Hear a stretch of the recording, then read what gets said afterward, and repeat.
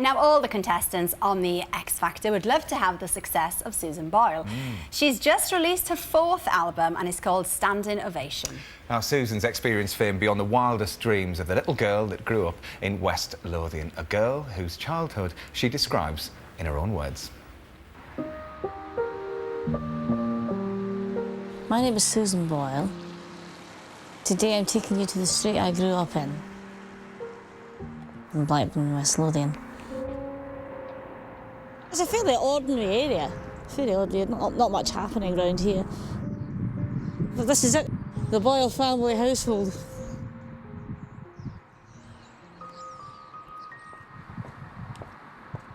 I was brought back here, a tiny bundle, from Bangor Hospital on the 1st of April 1961.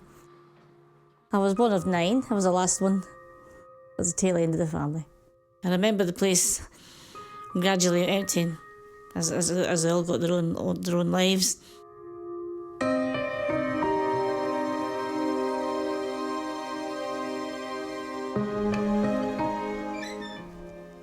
Well, here it is, the living room.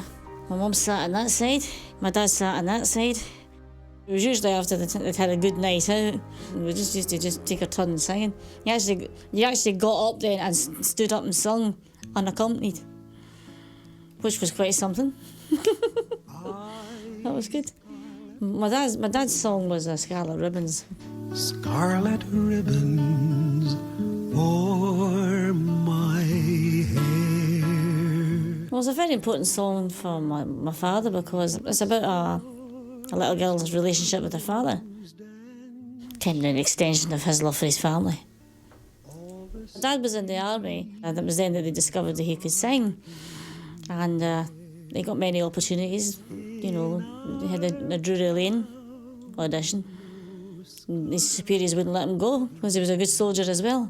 They just never got the chance, you know. So in a way, I suppose I'm reliving his dream. My mother was a diamond. She'd help anybody. She was a lovely person. My mother was more of the academic type. Because in those days you didn't have a lot of money. You had to have money to go through university, so she didn't have the money to do it. Otherwise she could have. My parents were very protective of me because I was the youngest.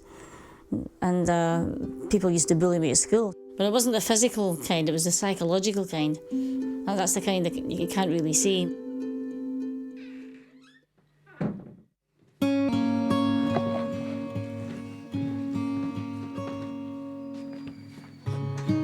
I was about 7 when I got my own room. When I was 13, I got my first record player for my Christmas. And there was 2 LPs in it. There was Portrait of Donny and The Plan. I thought it was great. I was dancing up and down so much that I made a hole in the ceiling downstairs. Imagine myself with them, just in the mirror like this. They called it puppy love. Don't be watching us, Donny, for heaven's sake. Oh, I guess they'll never know. The bum was gone and everything. You know? I didn't realise, though, that a few years later I'd be singing with him. Fantastic memories. Nobody could touch me here. Nobody could bully me. This is my sanctuary. I could pretend to be somebody else other than Susan Boyle.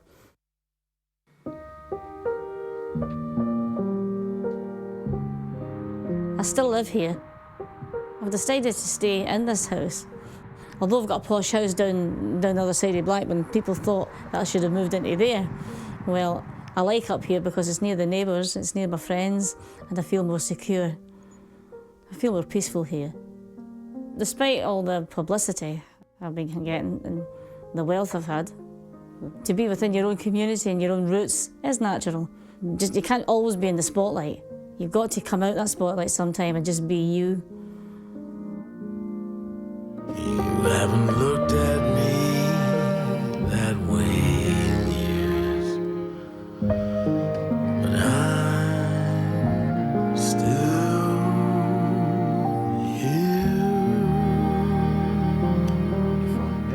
There's an R went about there, didn't there? The sofa looks comfy, doesn't it? Yeah. I mean, incredible lengths there. Yes, it does. Yeah, I'd like to go around. What a beautiful story.